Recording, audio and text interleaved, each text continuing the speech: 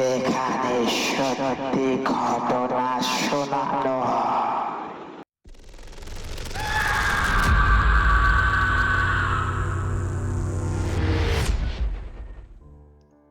Hello বন্ধুরা, সবাই কেমন আছো?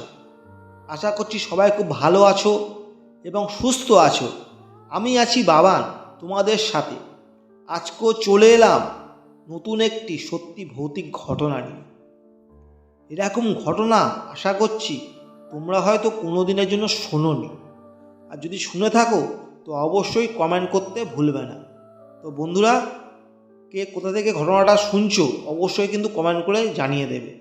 তোমাদের কেমন লাগলো সেটাও কিন্তু জানিয়ে দিও। তো আমি আর বেশি দেরি করছি না, আমাকে ঘটনা কে কোথা থেকে পাঠিয়েছে সেটা অবশ্যই আমি বলে দেবো। আর আমি ঘটনাটা আমার মতো করে তোমার সাথে তুলে ধরছি। তো বন্ধুরা, চুপটি করে বসে পড়ো, কানে হেডফোনটা লাগিয়ে নাও। তো আমরা সরাসরি চলে যাচ্ছি ঘটনায়।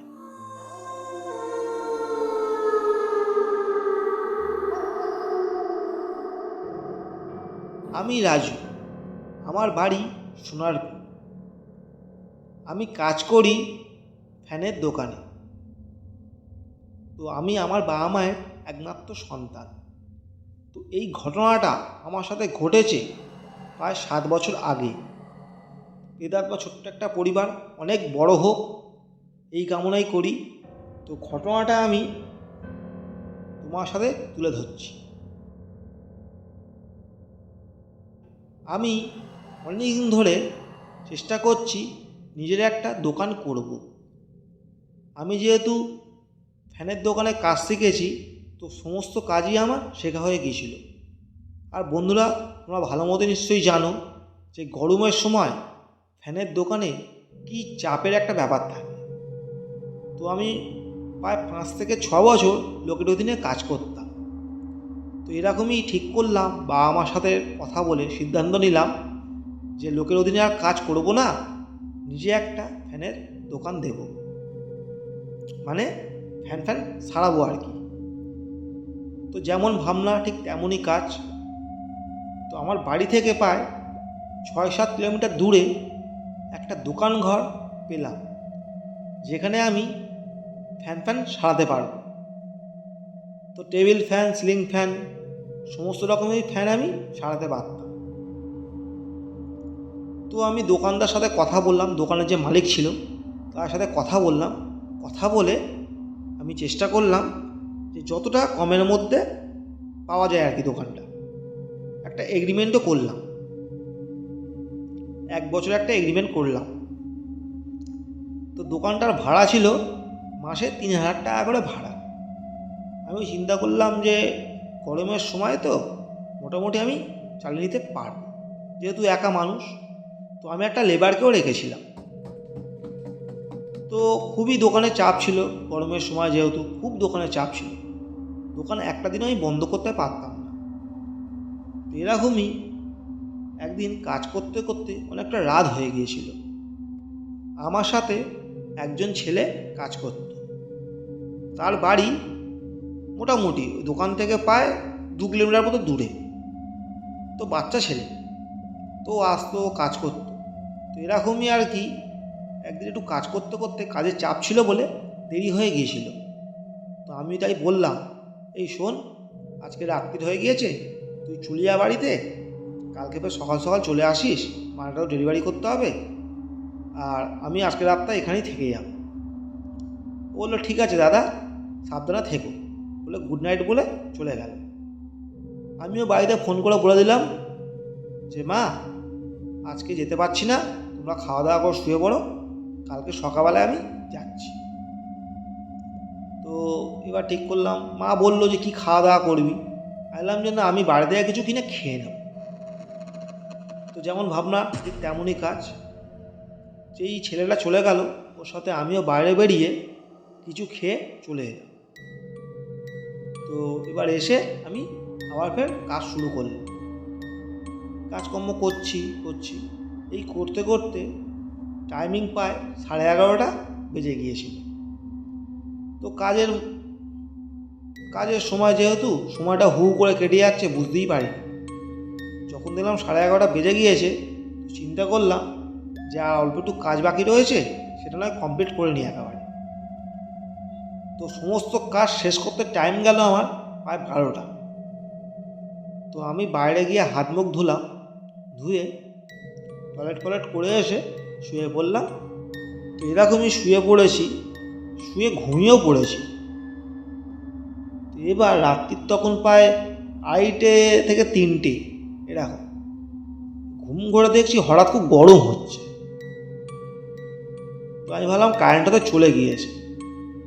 তো বলে এবার আমি চোখটা খুলে যেই তাকিয়েছি, দেখি ফ্যানটা কিন্তু চলছে না, যেহেতু কারেন্ট চলে গেছে, ঘরটা পুরো অন্ধকার।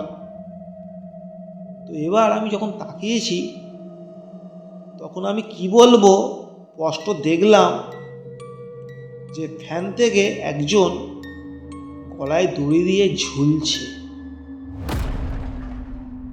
ওটা কয়েক সেকেন্ডের জন্য দেখেছিলাম আমি।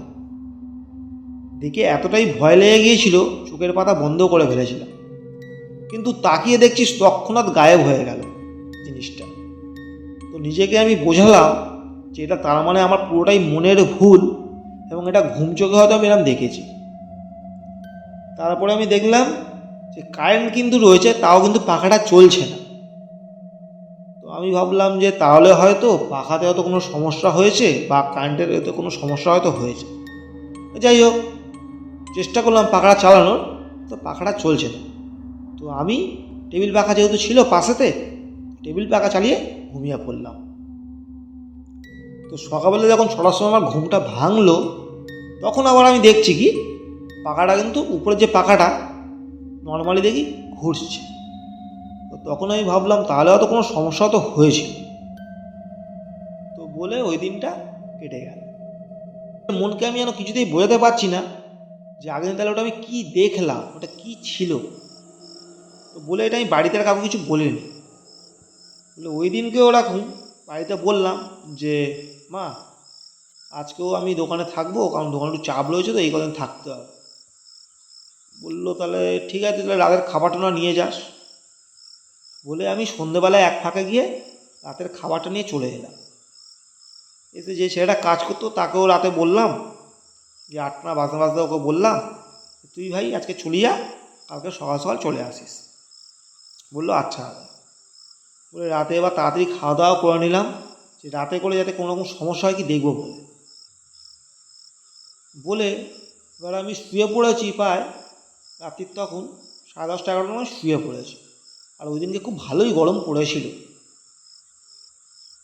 তো মোটামুটি রাস্তাঘাট ফাঁকাই, আমি দোকানটা বন্ধ করে ভেতর থেকে শুয়ে পড়েছি। শুয়ে পড়তে পড়তে রাত্রির তখন প্রায় 1টা নাগাদ আমার পেয়েছে খুব জোর টয়লেট। আর ওখানে টয়লেট করতে গেলে একটু বাইরে যেতে হতো, মানে রাস্তার পাশে আর কি। আলাদা বাথরুম ছিল, সেটা ভিতরের দিকে।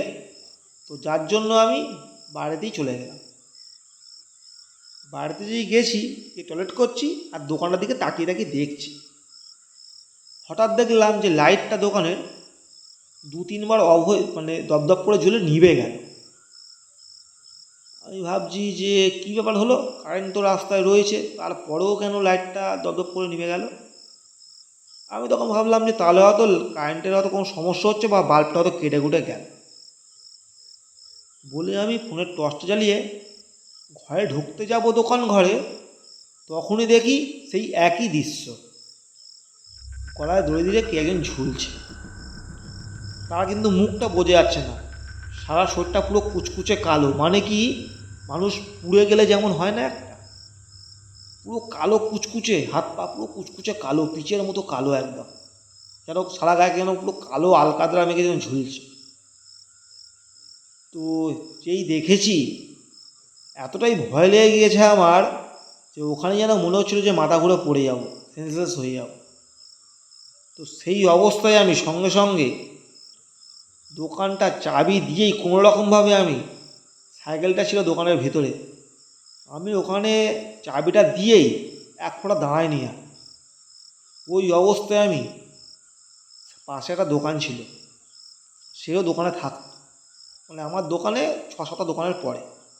তো আমি গিয়ে ডাকছি তাকে, দাদা তাড়াতাড়ি ওঠো, দাদা তাড়াতাড়ি একটু ওঠো। খুব বড় একটা বাজে জিনিস হয়ে গিয়েছে, দাদা তাড়াতাড়ি একটু ওঠো, দাদা তাড়াতাড়ি একটু ওঠো। এবার সে ঘুম চোখে উঠে বলছে, কী হয়েছে, এই কী হয়েছে, এরকম করছিস কেন তুই, কী হয়েছে? দাদা আমি এনারা জিনিস দিলাম, দাদা তাড়াতাড়ি ওঠো। কী বলছিস তুই, কী বলছিস, চলো দেখি। বলছে না দাদা আমি যেতে পারবো না, খুব ভয় লাগছে। ওই তুই চল না চল না। গিয়ে দেখি আবার সেই যে কি সেই অবস্থা, সব নর্মাল লাইট ফাইট দেখি সব জ্বলছে, কোনো রকম কিছু নেই। মানে আমি যে তাকে বললাম সে কিন্তু ব্যাপারটা বিশ্বাস করলো না। সে ভাবলো যে আমি হয়তো ঘুম চোখে কিছু একটা দেখেছি, ভূতের ভয় তাই দেখাচ্ছে। তো আমাকে দু চারটা কথাও বললো, তুই সুজু রাতে ডাকলি, তুই একটা কাজ কর, তুই আজকে দিনটা আমার সাথে দোকান শুয়ে পড়। বলে আমি ঠিক কী করলাম, ওর সাথে ওই দিনটা শুয়ে পড়লাম রাত্রিটুকু। তো সকালবেলা উঠলাম, উঠে পুরো ঘটনাটা আমি বাড়িতে বাবা এবং মাকে বললাম। সে শুনে বলছে সেটা কী রে, কী বলছিস? বলছি হ্যাঁ মা, আমি এই জন্যই আমি আজকে দিনটা আগের রাতটা আমি থেকেছিলাম ওখানে। তারপরে আমার বাবা আর আমি গিয়ে সেই দোকানের যে মালিক ছিল না, তার সাথে আমি কথা বললাম। আশেপাশের দোকানদারাও জানতো যে ওই দোকানে নাকি একজন, মানে আমার আগে যে কাজ করতো যে ছিল, সে নাকি গলায় দড়ি দিয়ে নাকি আত্মহত্যা করেছিল। ঠিক আছে, তো ওই দোকানটা কেউ ভাড়াও তাই নেয়নি। তো আমাদেরকে কেউ কিছু বলেনি, তাই আমরা নিয়ে ফেলেছিলাম। তো আমরা গিয়ে মালিককে যখন বললাম যে আপনার দোকানে এই যে সমস্যা, আপনারা তাহলে এরকম কেন দিয়েছেন আমাকে? বলছে না না, এইসব কোনো রকম সমস্যা নয়, সব তোমার ছেলের মনের ভুল, এই সেট আমার নামে বলছে। বললাম আচ্ছা ঠিক আছে, আপনার দোকানে আমি থাকবো না, আপনার দোকানটা আমি আপনাকে ফিরিয়ে দিচ্ছি। আপনার সাথে যে কন্ট্যাক্ট যে হয়েছিল এতদিনের 1 বছরের, সেই টাকাটা আমাকে ফেরত দিন। তখন মালিক বলছে সেটা তো সম্ভব নয়, তোমাকে 1 বছর থাকতেই হবে। তো বন্ধুরা আমি কিন্তু 1 বছর আর থাকিনি, আমি ওই 1 সপ্তাহের মধ্যেই আমি আমার দোকান ঘর ছেড়ে দিয়েছিলাম। ছেড়ে বেশি টাকা দিয়ে 5,000 টাকা ভাড়া দিয়ে আমি ওখান থেকে একটু অন্য সাইডে দোকানটা করেছিলাম, ভাড়ার দোকান। তবু ওই দোকানে আমি আর যাইনি। তো আমার কোনো রকম ক্ষতিও হয়নি, কোনো কিছুই হয়নি। তো জানি না বন্ধুরা এটা কি দেখেছিলাম আমি, হয়তো পুরো সত্যি আমার কাছে। তো যাই হোক, তো ঘটনাটা এরকমই ছিল। তো বন্ধুরা তোমাদের কেমন লাগলো ঘটনাটা? ঘটনাটা একদম অন্য রকমের ঘটনা, সত্যি কথা বলতে গাটা দেখি কাঁটা দিয়ে উঠল আমার। যাই হোক বন্ধুরা, তো রাজু তোমাকে অসংখ্য ধন্যবাদ ঘটনা পাঠানোর জন্য। জানি না কতটা ভালো মতো বলতে পেরেছি। যাই হোক, তোমরা এইভাবেই সবাই মিলে সাপোর্ট করো, এইভাবে পাশে থেকো, তোমাদের সাপোর্টটা কিন্তু খুব দরকার। ঠিক আছে, তো তোমরা সবাই খুব ভালো থেকো এবং সুস্থ থেকো।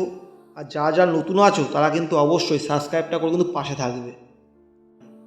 তো যারা শুনছো তারা কিন্তু অবশ্যই কিন্তু কমেন্ট করতে ভুলবে না, ভালো লেগেছে খারাপ লেগেছে সমস্ত রকম কমেন্ট কিন্তু করে দেবে। তো সবাই খুব ভালো থেকো এবং সুস্থ থেকো, সাবস্ক্রাইব করে পাশে থেকো। তো আজকের মতো টাটা, গুড নাইট।